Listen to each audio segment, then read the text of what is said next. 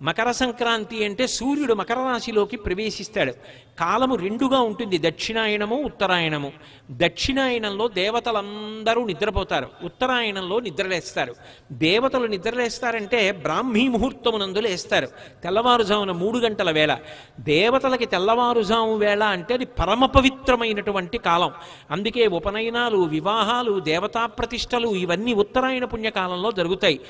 ఆ ఉత్తరాయణ పుణ్యకాలంలోకి సూర్యుడు ప్రవేశించగానే మజ్జనం దానికి ప్రాధాన్యత.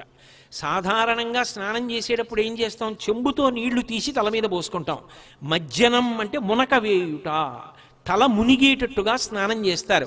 జీవనదులలో కానీ పుష్కరిణులలో కానీ స్నానం చేస్తూ ఉంటారు. తల ముంచి స్నానం చేస్తారు, దాన్ని మజ్జనం అంటారు. స్నానం చేసి దేవతా సంబంధంగా, పితృదేవతా సంబంధంగా, జీవ సంబంధంగా అభ్యున్నతిని కల్పించే కాలం అది మకర సంక్రమణం. పుణ్యకార్యం చేయడం నేర్చుకో, దాని వలన పొందిన పుణ్యం నీ జీవుడితో వస్తుంది. మకర సంక్రమణ పుణ్యవేళ పరమపావనమైన కాలం. ఉత్తరాయణ పుణ్యకాలం దేవతలందరూ నిద్రలేచేటటువంటి సమయం.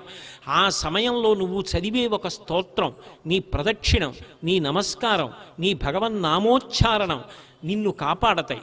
జీవుడికి, అలాగే పితృదేవతలకి, దేవతలకి, ముగ్గురికి కూడా అత్యంత ప్రధానమైనటువంటి కాలము ఉత్తరాయణ పుణ్యకాలము. అందుకని మకర సంక్రమణము అది పుణ్యాన్ని మూట కట్టుకునే కాలం. అందుకే ఏం చేస్తారంటే భగవంతుణ్ణి సేవించడానికి తేలిక మార్గం ఏమి అని అడిగారు. అతిథి దేవోభవ, ఇంటికి అతిథిని నేను ఆహ్వానిస్తే వస్తే అతిథి, నేను పిలవకుండా వస్తే అభ్యాగతి. పరమ ఉత్తముడు, తనని నమ్ముకున్నటువంటి పరమ భాగవతోత్తముడు ఎవరుంటాడో అటువంటి భక్తుడి రూపంలో ఇంటికొస్తాడు.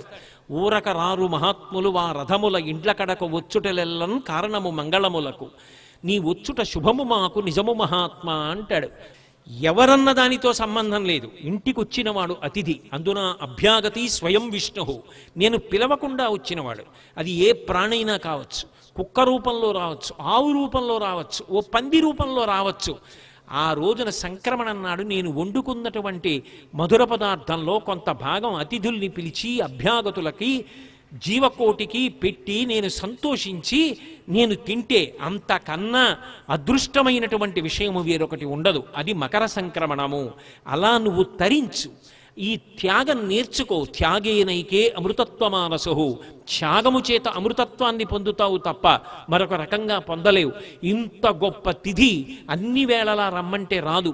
ఉత్తరాయణ పుణ్యకాల ప్రవేశమని స్నానము, దర్శనము, క్షేత్రము, ఒక్కొక్క పర్వతము, లేదా నీ ఊళ్ళో ఉంటే నువ్వు చెయ్యవలసిన విహితము, ఇంటికొచ్చిన అతిథి, అభ్యాగతి, భగవన్నామోచ్చారణము, పవిత్ర గ్రంథ పఠనము, పెద్దల సేవనము, గురుదర్శనము, ఇవన్నీ కూడా అభ్యున్నతి హేతువులు. ఉత్తరాయణ పుణ్యకాలంలో చెయ్యవలసినటువంటి కృత్యములు. అందుకని భోగి, సంక్రాంతి అని ఈ 2 పండగలు పక్క పక్కన వచ్చాయి.